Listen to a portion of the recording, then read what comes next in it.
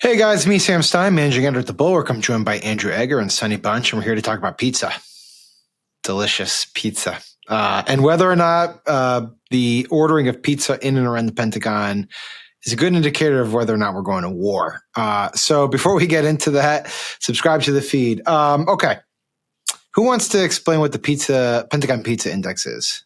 Sonny, you go, because I think you're more impassioned. Andrew made the calls. I'm going to let you set it up, and Andrew will explain his reporting. So in the world of DC, there's this theory that you can predict something, not necessarily a war, maybe just some light military intervention, some mild strikes, by what the order situation is at the pizza places that are closest to the Pentagon. Google has a tracker that I don't quite understand how the Google tracker works. I don't know if it's from people. I don't know how they're measuring the foot traffic in these places. Right. Exactly. Through Stay Google Eats tuned, or something. Sonny. Uber. Okay, good. Andrew can explain this. But but what happens is right before oftentimes, not always, but oftentimes right before some sort of military activity, there's a big spike in pizza sales. You can see it. You can see it on the chart. It'll have a little notation that says unusually heavy traffic for 9 p.m. on a Tuesday night. And things are going to go down if people are ordering lots of pizza at 9 p.m. on a Tuesday night. And it's not like, basketball season. I don't know, so the most recent case was this week when there was a spike in pizza sales, according to these Google trackers, right before Israel launched strikes in Iran. And people look back at the pizza index and said, we should have known this was going down. Like the Pentagon was very active and hungry.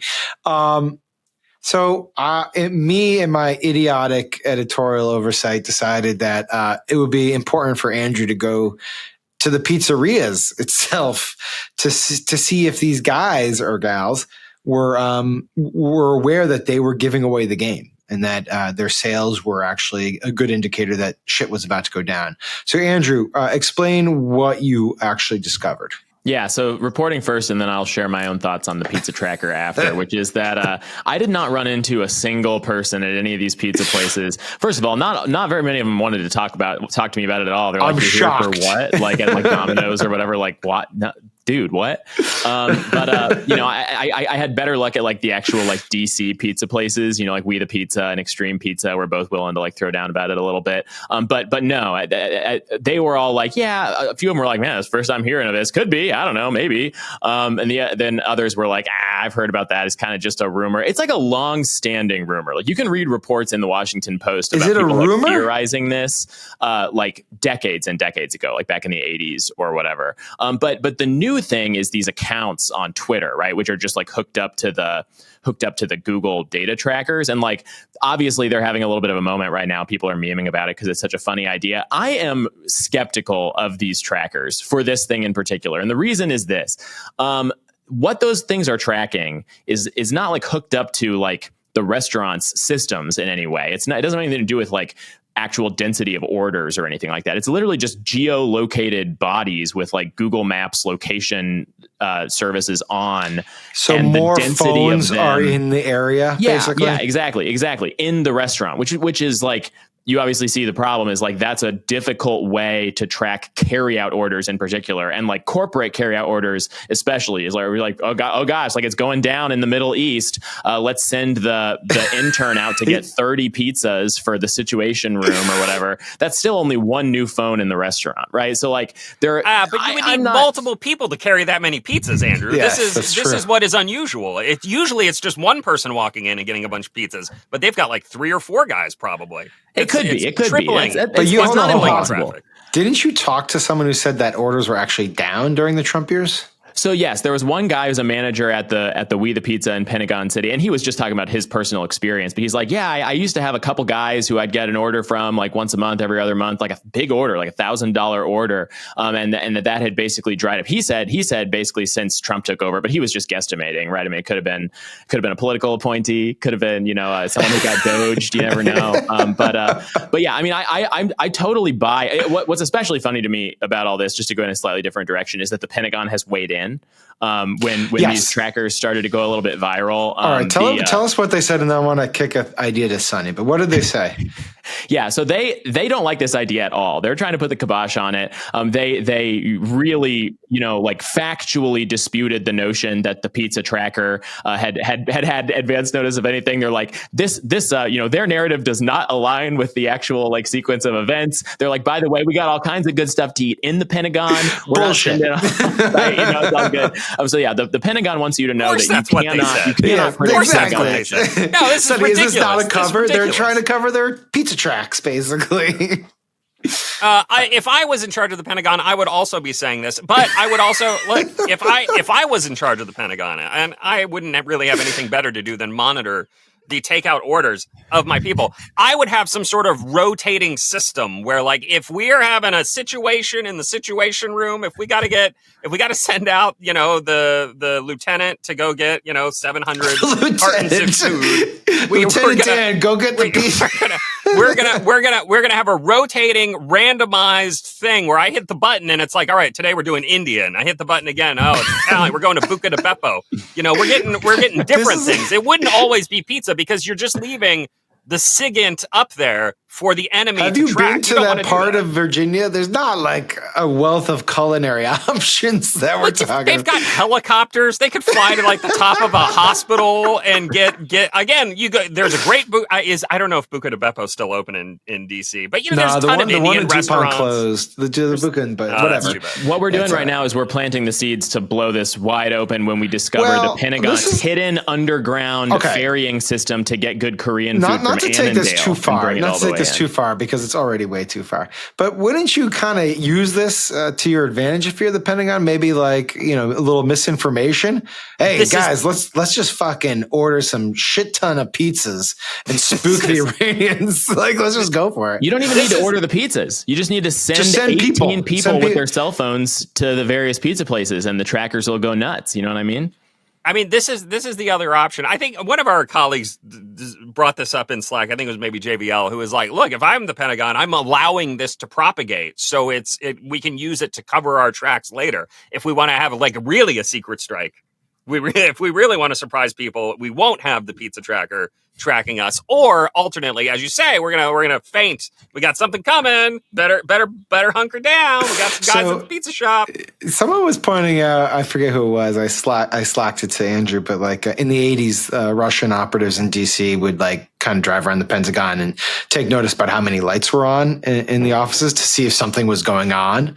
So there is some precedent here where it's like, foreign countries are kind of monitoring whatever data they can get their hands on to maybe get a window into what's going on. And perhaps the pizza index is something that foreign governments are aware of. And if you're watching this and you're a member of an embassy in DC and you do track the stuff, hit us up. We have a tip line. This would have been a great subplot on The Americans. Did you guys watch The Americans, the FX show? They should have You didn't watch The Americans, Andrew? The Americans great. Behind on my TV. Oh, Jesus. That's terrible. You should go watch The Americans. It's on. I liked how you referenced Jackson Lamb when talking about this too, but go with the Americans thing. It would have been a great subplot. Well, yeah, the Americans would have been perfect because it would have been a good cover job first of all for them to have this. He would have gone undercover as like some had, consultant dealing with the pizza. Yeah, but alternately, like 100%.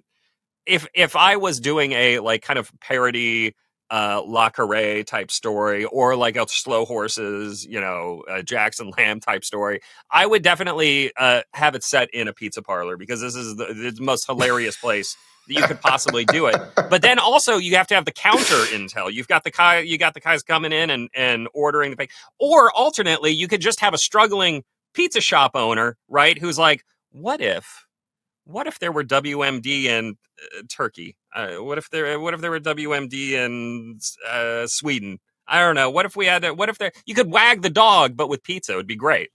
No, I love it. Before we go, we came up with some pretty stupid headlines for your item. Do you want to go through them? Because they're funny. We can rank them, which one you like the best. I'll read them out loud, and then you could tell us what Jim came up with because I actually didn't see it when he suggested it. But so we have pizza through strength. That's fine. It's not delivery, it's deterrence. Better ingredients, better pizza, bomb Iran. I like that one the best. What were the ones good, but it's the Achilles heel for that one is that a lot of people say Iran. and then they don't get the joke. I don't know if that's really Achilles heel. I think it works the either way. proud. What did Jim come up with? I missed them. Actually, don't remember. They were too serious. Just a couple in there, and I don't know.